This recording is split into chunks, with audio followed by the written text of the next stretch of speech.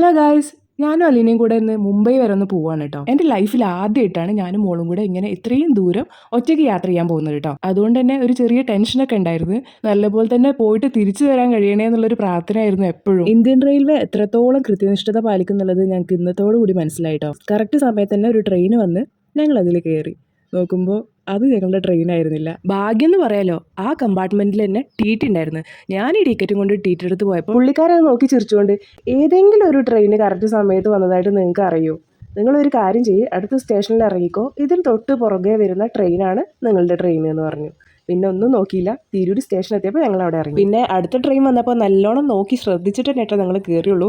ഇനിയൊരു അബദ്ധം സംഭവിക്കാൻ പാടില്ലല്ലോ. സീറ്റ് കണ്ടുപിടിച്ച് ഞങ്ങൾ അവിടെ നിന്ന് ഇരുന്ന് സെറ്റ് ആയപ്പോഴേക്കും അലീന വാങ്ങിച്ചിട്ടുള്ള സ്നാക്സൊക്കെ കഴിക്കാൻ തുടങ്ങിയിട്ടോ. എല്ലാ ഒരുക്കങ്ങളും ലാസ്റ്റ് നിമിഷത്തിൽ ചെയ്യുന്ന കൂട്ടത്തിൽ പെട്ടത് തന്നെയാണ് കേട്ടോ ഞാൻ. അതുകൊണ്ട് തന്നെ ഈ ഉച്ച സമയത്താണ് ഞങ്ങൾ പെട്ടിയൊക്കെ റെഡിയാക്കിയത്. അപ്പോൾ ആ ഒരു തിരക്കിനിടയിൽ ഫുഡൊന്നും കഴിക്കാൻ പറ്റിയിട്ടുണ്ടായിരുന്നില്ല. ഇപ്പോൾ നന്നായിട്ട് വിശക്കുന്നുണ്ട്. അപ്പോൾ ഞങ്ങൾ ഫുഡ് കഴിക്കാം കേട്ടോ. വീട്ടിൽ നിന്ന് ഞങ്ങൾ ഫുഡൊക്കെ കൊണ്ടുവന്നിട്ടുണ്ടായിരുന്നു. ദൂരയാത്ര പോകുമ്പോൾ എന്തായാലും ബോറടിക്കുമെന്ന് പറഞ്ഞിട്ട് അവളൊരു ഡ്രോയിങ് ബുക്കൊക്കെ കയ്യിൽ വെച്ചിട്ടുണ്ടായിരുന്നു. പിന്നെ അതുകൊണ്ടുള്ള പ്രഹസനമാണ് കേട്ടോ ഇപ്പോൾ കാണുന്നത്. പിന്നെ ഒരു 9 മണി 9:30 ആയപ്പോൾ തന്നെ ഞങ്ങളുടെ കമ്പാർട്ട്മെൻറ്റിലുള്ള എല്ലാവരും കിടന്നു. അപ്പോൾ ഫോഴ്സ്ഫുള്ളി എനിക്കും കിടക്കേണ്ടി വന്നു. പക്ഷേ ഞാൻ ഉറങ്ങിയിട്ടുണ്ടായിരുന്നില്ല കേട്ടോ. സത്യം പറഞ്ഞാൽ ഞാനും മോളും തനിച്ചല്ലേ ഉള്ളൂ. അപ്പോൾ എനിക്ക് ഉറങ്ങാൻ പേടിയായതുകൊണ്ടാണ് കേട്ടോ ഉറങ്ങാതിരുന്നത്. അതുകൊണ്ട് തന്നെ രാത്രിയാണെങ്കിലും എനിക്കൊരു ഇതുള്ള സ്ഥലങ്ങളൊക്കെ കാണാൻ കഴിഞ്ഞു കേട്ടോ. അപ്പോൾ ഗൈസ്, ഏകദേശം നേരം വെളുക്കാറായപ്പോൾ ഞാനൊന്ന് മയങ്ങിയിട്ടുണ്ടായിരുന്നു കേട്ടോ. പിന്നെ എഴുന്നേറ്റ് നോക്കിയപ്പം രത്നഗിരി പറഞ്ഞ സ്ഥലത്താണ് എത്തിയിട്ടുണ്ടായിരുന്നത്. പിന്നെ ഞങ്ങൾ എഴുന്നേറ്റ് ബ്രഷൊക്കെ ചെയ്ത് വട വാങ്ങിച്ച് കഴിച്ചു കേട്ടോ. അലിനക്ക് ഈ ഉഴുന്നുവട ഭയങ്കര ഇഷ്ടമാണ് കേട്ടോ, ഈ ചട്നിയൊക്കെ കൂട്ടി കഴിക്കാൻ. യാത്ര ചെയ്യുന്നതിൻ്റെ ക്ഷീണമാവുമെന്നാണ് ഞാൻ ആദ്യം കരുതിയിരുന്നത്. പക്ഷേ അലിനക്ക് ചെറുതായി പനിക്കുന്നുണ്ടായിരുന്നു. പിന്നെ ഒറ്റ കിടത്താണ്, എഴുന്നേറ്റേ ഇല്ല. മുംബൈ എത്തുന്നത് വരെ അവൾ അതുപോലെ കിടന്നു കേട്ടോ. ഞങ്ങൾ രണ്ടുപേരും അത്ര പെട്ടെന്ന് അങ്ങനെ അസുഖം വരാത്ത ആൾക്കാരായതുകൊണ്ട് തന്നെ അത്യാവശ്യം വേണ്ട മെഡിസിൻ എടുക്കേണ്ട ഓർമ്മ ഒന്നും എനിക്ക് ഉണ്ടായിരുന്നില്ല കേട്ടോ. അതുകൊണ്ട് തന്നെ ഞാൻ ശരിക്കും ഒന്ന് പേടിച്ചു. പക്ഷേ തൊട്ടടുത്ത സീറ്റിലിരിക്കുന്ന ചേച്ചി ഞങ്ങൾക്ക് മെഡിസിൻ തന്ന് സഹായിച്ചു കേട്ടോ. ഫൈനലി ഞങ്ങൾ മുംബൈ എത്തി ഗായ്സ്. റൂമൊക്കെ ഓൾറെഡി ബുക്ക് ചെയ്തിട്ടാണ് ഞങ്ങൾ ഇവിടുന്ന് പോയിട്ടുണ്ടായിരുന്നത് കേട്ടോ. അതുകൊണ്ട് തന്നെ ഊബർ വിളിച്ച് ഞങ്ങൾ നേരെ റൂമിലോട്ടാണ് പോയത്. നമ്മൾ റേറ്റിംഗ് ഒക്കെ നോക്കി നല്ലൊരു റൂം തന്നെയായിരുന്നു ബുക്ക് ചെയ്തിട്ടുണ്ടായിരുന്നത്. റൂമൊക്കെ അടിപൊളിയാണ്. പക്ഷേ ഈ ഹോട്ടലിലേക്ക് എത്താനുള്ള ഒരു വഴിയില്ലേ, അതത്ര സുഖമായിട്ട് തോന്നിയില്ല. ഈ ഹോട്ടലിൽ മാനേജ് ചെയ്യുന്ന ആൾക്കാരൊക്കെ അടിപൊളിയായിരുന്നു കേട്ടോ. നമ്മളെ നല്ല പോലെ തന്നെ സ്വീകരിച്ചിട്ടുണ്ടായിരുന്നു. ഫ്രഷ് ആയതിനു ശേഷം സ്വസ്ഥമായിട്ടൊന്ന് കിടന്നുറങ്ങി കേട്ടോ. ഞങ്ങൾ എഴുന്നേൽക്കുമ്പോൾ സമയം ഏകദേശം 8:30 ആയിട്ടുണ്ടായിരുന്നു രാത്രി. പിന്നെ ഞങ്ങൾക്ക് വിശക്കുന്നുണ്ട്, ഫുഡ് കഴിക്കണം, അതുപോലെ എയർപോർട്ടിലൊന്ന് പോകാനുണ്ട് കേട്ടോ. ഞങ്ങളൊന്ന് ഫ്രഷായി ഡ്രസ്സൊക്കെ ചേഞ്ച് ചെയ്ത് ഇറങ്ങിയപ്പോഴേക്കും റൂമിൻ്റെ കോല ആകെ അലങ്കോലമായിട്ടുണ്ടായിരുന്നു കേട്ടോ. റൂമൊക്കെ ലോക്ക് ചെയ്ത് നമ്മൾ പുറത്തിറങ്ങാണ്. ഇനി നിയർ ബൈ ഏതെങ്കിലും നല്ല റെസ്റ്റോറൻറ്റ് ഉണ്ടോ നോക്കണം, ഫുഡ് കഴിക്കണം, അതാണ് ലക്ഷ്യം. ഞങ്ങൾ അവിടെ നിന്ന് ഇറങ്ങി കുറച്ച് ദൂരം അങ്ങോട്ട് നടന്നപ്പോഴാണ് 7-Eleven കണ്ടത്. അപ്പോൾ പിന്നെ ഒന്നും നോക്കിയില്ല. ഞാനൊരു K-pop ഫാൻ ആയതുകൊണ്ട് അവിടെ പോകണം എന്നുള്ളൊരു ആഗ്രഹം എനിക്കുണ്ടായിരുന്നു.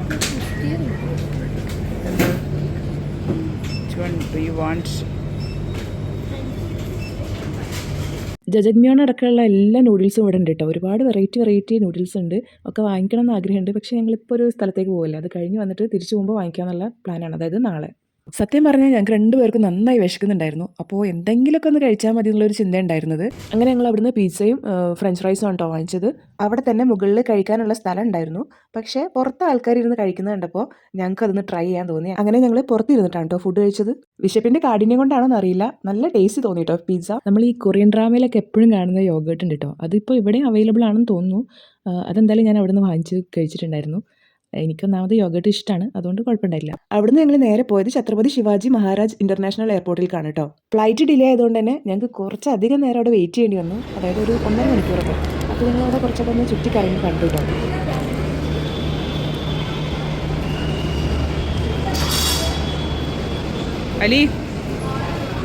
ഫൈനലി എൻ്റെ ഫ്രണ്ടിനെ കണ്ടു.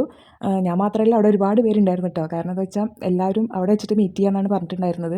ഓൺലൈൻ ഫ്രണ്ട്സ് അല്ലേ, അപ്പോൾ നമ്മൾ ഡയറക്റ്റ് കാണുമ്പോൾ ഉള്ളൊരു സന്തോഷമാണ് ഇവിടെ എല്ലാവരുടെ മുഖത്തുള്ളത് കേട്ടോ. ഞാൻ ഇതുവരെയായിട്ടും എന്തിനാ മുംബൈയിൽ വന്നതെന്ന് പറഞ്ഞിട്ടുണ്ടായിരുന്നില്ലല്ലോ. വേറെ ഒന്നല്ല, നമുക്കിവിടെ K-Town ഫെസ്റ്റിവൽ നടക്കുന്നുണ്ട്. അത് അറ്റൻഡ് ചെയ്യാൻ വേണ്ടി വന്നതാണ് കേട്ടോ. നെസ്കോ എക്സിബിഷൻ സെൻറ്ററിലാണ് നമ്മുടെ ഈ K-Town ഫെസ്റ്റിവൽ നടക്കാൻ പോകുന്നത് കേട്ടോ. അപ്പോൾ രാവിലെ 6:30 ആകുമ്പോൾ തന്നെ ഞാൻ അവിടെ എത്തിയിട്ടുണ്ടായിരുന്നു. ഞാൻ വന്ന് നോക്കുമ്പോൾ ഓൾറെഡി അവിടെ ലൈനൊക്കെ സ്റ്റാർട്ട് ചെയ്തിട്ടുണ്ടായിരുന്നു കേട്ടോ.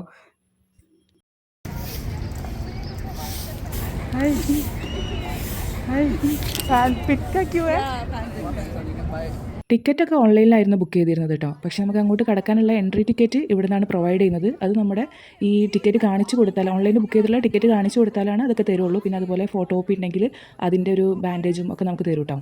പറയാൻ മറന്നുപോയി, കെ ടൗൺ ഫെസ്റ്റിവൽ എന്ന് കേൾക്കുമ്പോൾ തന്നെ അറിയാൻ പറ്റുമല്ലോ, കൊറിയൻ ടൗൺ ഫെസ്റ്റിവലാണ് ഉദ്ദേശിക്കുന്നത്. ഇവിടെ നമ്മുടെ 4 കൊറിയൻ ഐഡോൾസ് വരുന്നുണ്ട് കേട്ടോ.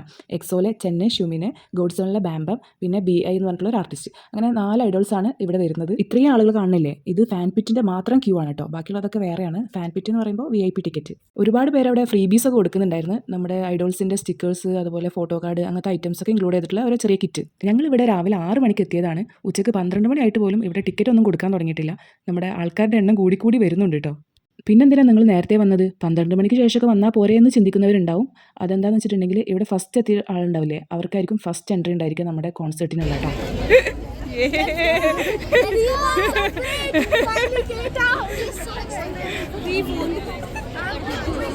നമ്മളവിടെ ക്യൂവിൽ നിൽക്കുന്ന സമയത്ത് ഐഡോൾസ് കാറിൽ വരുന്നതൊക്കെ കണ്ടു കേട്ടോ.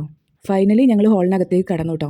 അവിടെ ഒരുപാട് കൾച്ചറൽ പ്രോഗ്രാംസ് ഒക്കെ നടക്കുന്നുണ്ട്. അതുപോലെ തന്നെ ഫുഡ് ഐറ്റംസ് ഒക്കെ നമുക്ക് കൊറിയൻ ഫുഡ് ഐറ്റംസ് ഒരുപാട് അവിടെ അവൈലബിൾ ആണ്. പിന്നെ സോജു ഒക്കെ ഉണ്ട് കേട്ടോ. വാങ്ങിക്കണമെന്നുണ്ടായിരുന്നു, പക്ഷേ വാങ്ങിച്ചില്ല. വളരെയധികം വിശാലമായിട്ടുള്ള ഒരു ഹോൾ തന്നെ ആയിരുന്നു കേട്ടോ അത്. ഞാനും അലീനയും അതിനകത്തേക്ക് കടന്നതേ ഓർമ്മയുള്ളൂ. പിന്നെ അവളെ കാണാനില്ല. അവളൊരു ഓട്ടാണ്. എവിടേക്കാന്നല്ലേ, നൂഡിൽസൊക്കെ കൊടുക്കുന്ന ഭാഗത്തേക്ക്. പേഴ്സ് നിറയെ ക്യാഷ് അല്ലെങ്കിൽ അക്കൗണ്ട് നിറയെ ക്യാഷ് ഉണ്ടെങ്കിൽ നമുക്ക് ഇവിടെ എൻജോയ് ചെയ്യാം കേട്ടോ. അതിന് മാത്രമുള്ള സംഭവങ്ങളെല്ലാം ഉണ്ടായിരുന്നു. ഈ ഫോട്ടോ എടുക്കുന്നത്, നിങ്ങൾ കൊറിയൻ ഡ്രാമ കാണുന്നവരാണെങ്കിൽ മനസ്സിലാവും, ഈ ഫോട്ടോ ബൂത്തില്ലേ, അങ്ങനത്തെ ഐറ്റംസ് ഒക്കെ ഉണ്ടായിരുന്നു. പക്ഷേ അതിനകത്തെല്ലാം നല്ല റേറ്റ് ആയിരുന്നു, നല്ല പ്രൈസ് ആയിരുന്നു എല്ലാത്തിനും കേട്ടോ. ഏതായാലും ഇവിടെ വരെ വന്നതല്ലേ, എനിക്കതൊക്കെ ട്രൈ ചെയ്യണമെന്ന് നല്ല ആഗ്രഹം ഉണ്ടായിരുന്നു. പക്ഷേ ഈ അലീന ഉണ്ടല്ലോ, അവൾക്ക് ഇതൊന്നും ഇഷ്ടമല്ല. അവൾ പറഞ്ഞു, എന്തിനാ അതിനൊക്കെ ക്യാഷ് ചിലവാക്കുന്നത്, നമുക്ക് ആ നേരം ഫുഡ് വല്ലതും വാങ്ങിച്ച് കഴിച്ചൂടെ, അങ്ങനെയൊക്കെ ചോദിച്ച് തന്നെ അതിൽ നിന്ന് പിന്തിരിപ്പിച്ചു. ചെന്നിൻ്റെയും ഷുമിൻ്റെയും ഓരോ സ്റ്റാൻഡ് വെച്ചിട്ടുണ്ടായിരുന്നു. അതിൻ്റെ കൂടെ നിന്ന് ഫോട്ടോ എടുക്കുകയാണ് കേട്ടോ എല്ലാവരും. ഞാനും എടുത്തൊരു ഫോട്ടോ.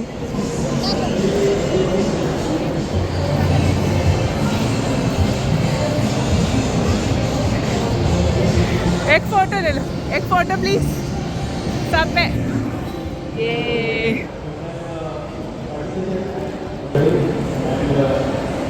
അവിടെ വേറെ എന്തൊക്കെയോ കുറേ സംഭവങ്ങളുണ്ടായിരുന്നു. എനിക്ക് ഫുള്ളൊന്നും എക്സ്പ്ലോർ ചെയ്യാൻ പറ്റിയില്ല, അലീന കൂടെ ഉള്ളതുകൊണ്ട് കേട്ടോ. അവളിങ്ങനെ നൂഡിൽസിൻ്റെ അടുത്ത് പോവാന്ന് പറഞ്ഞിട്ട് ഇങ്ങനെ ശല്യപ്പെടുത്തായിരുന്നു. നമ്മളൊരു തലക്കുന്ന എല്ലാം കണ്ട് ഇങ്ങനെ ഇറങ്ങാമെന്ന് വിചാരിക്കുമ്പോൾ അത് അവൾ സമ്മതിക്കില്ല.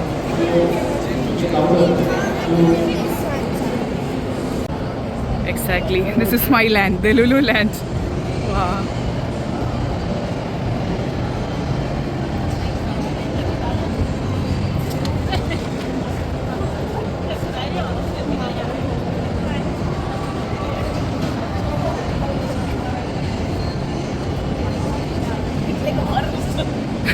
You're so cute.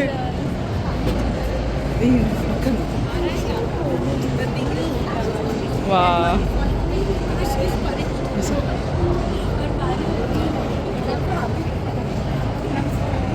ഫാൻ ഗേളിങ്ങിന് ഏജ് ഒരു പ്രശ്നമില്ല എന്നുള്ളതുകൊണ്ട് തന്നെ എനിക്കിവിടെ നിന്നിട്ട് ഇവരെ പോലെ ഫോട്ടോസൊക്കെ എടുക്കണമെന്ന് ആഗ്രഹം ഉണ്ടായിരുന്നു. പക്ഷേ അതിനും അലീന സമ്മതിച്ചില്ല. അവസാനം അവൾക്കുള്ളത് വാങ്ങിച്ചു കൊടുത്തപ്പോൾ അവൾ അടങ്ങി. പക്ഷേ നമുക്ക് ടൈം ഉണ്ടായിരുന്നില്ല. അടുത്തത് ഫോട്ടോ കോപ്പി. എനിക്ക് BIയുടെ കൂടെ, അലീനക്ക് ബാമ്പത്തിൻ്റെ കൂടെ ഫോട്ടോ എടുക്കാനുള്ള അവസരം ഉണ്ടായിരുന്നു കേട്ടോ. ഓരോ ഫാൻഡത്തിൻ്റെ കളറിനനുസരിച്ച് ഇവരൊക്കെ ബ്യൂട്ടിഫുൾ ആയിട്ട് ഡ്രസ്സ് ചെയ്ത് വന്നിട്ടുണ്ടായിരുന്നു. എക്സോയും ഗോഡ്7ഉം എനിക്ക് ഒരുപോലെ ഫേവറേറ്റ് ആയതുകൊണ്ട് തന്നെ ഞാൻ കളറൊന്നും നോക്കിയില്ല, ബ്ലാക്ക് തീം അങ്ങ് പിടിച്ചു. അഹില്യ അലീനയുടെ കൈമേ ടെമ്പററി ടാറ്റു എടുത്തിട്ടുണ്ടായിരുന്നു കേട്ടോ ഗോഡ്7ൻ്റെ.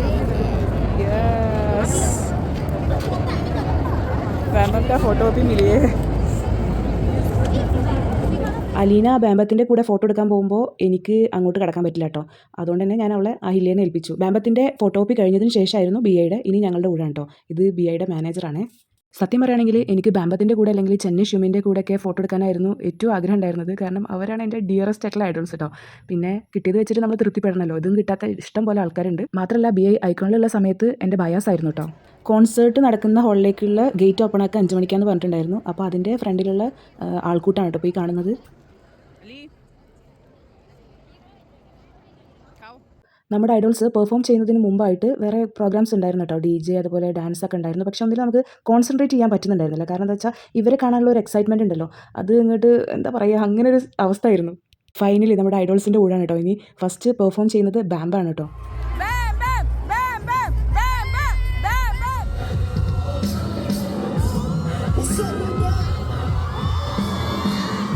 നമ്മുടെ ഗോഡ്സൺ ബാമ്പം സ്റ്റേജിലെത്തിയ ഒരു ആരവാരാണ് കേട്ടോ പോയി കാണുന്നത്. നമ്മളെല്ലാവരും നന്നായിട്ട് ചിയർ ചെയ്യുന്നുണ്ട്.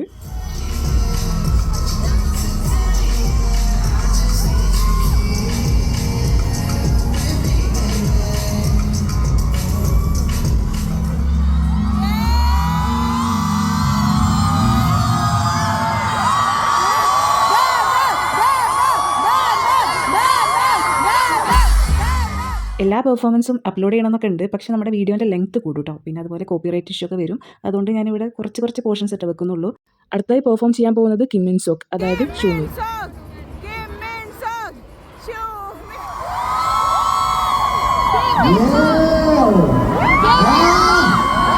역시 우리 엑셀 노래 참 잘해요. 와, 이 노래도 알았어요?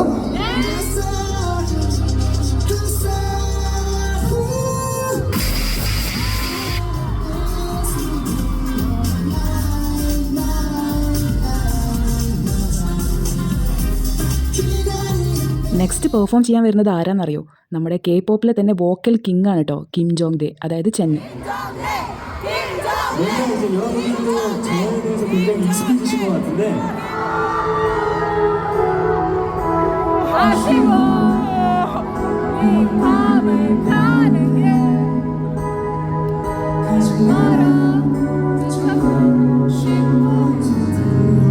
സോങ് ഇങ്ങനെ നമ്മുടെ മുന്നിൽ നിന്ന് പാടുമ്പോഴുള്ള ഒരു ഫീൽ ഉണ്ടല്ലോ, എൻ്റെ മക്കളെ അത് പറഞ്ഞറിയിക്കാൻ പറ്റില്ല. ഞാൻ അവിടെ ഇങ്ങനെ അലിഞ്ഞു പോയിരുന്നു, ഞാൻ കരഞ്ഞു പോയിട്ടോ ശരിക്കും. ഞാനിപ്പോൾ ഇതൊക്കെ പറയുമ്പോൾ ചിലർ വിചാരിക്കും എനിക്ക് ഭ്രാന്താണെന്ന്, പക്ഷെ അങ്ങനെയല്ല. നമ്മുടെ ഫേവറേറ്റ് ആർട്ടിസ്റ്റ്, അതിനിപ്പോൾ കെ പോപ്പ് അല്ല വേറെ ആരാണെങ്കിലും അവരുടെ ഒരു കോൺസേർട്ട് അറ്റൻഡ് ചെയ്യുമ്പോൾ നമുക്ക് ആ ഫീൽ കിട്ടും. നെക്സ്റ്റ് സ്റ്റേജിലെത്തിയിട്ടുള്ളത് ഹാൻബിൻ, അതായത് BI. പുള്ളീനെ കുറിച്ച് പറയുകയാണെങ്കിൽ പുള്ളി ഒരു മഹാസംഭവമാണ് കേട്ടോ. ഒരു നല്ല റാപ്പറാണ്, സോങ് റൈറ്ററാണ്. നമ്മുടെ ബ്ലാക്ക് പിങ്കിൻ്റെ ഒക്കെ കുറേ സോങ്സ് പുള്ളി എഴുതിയിട്ടുള്ളതാണ് കേട്ടോ.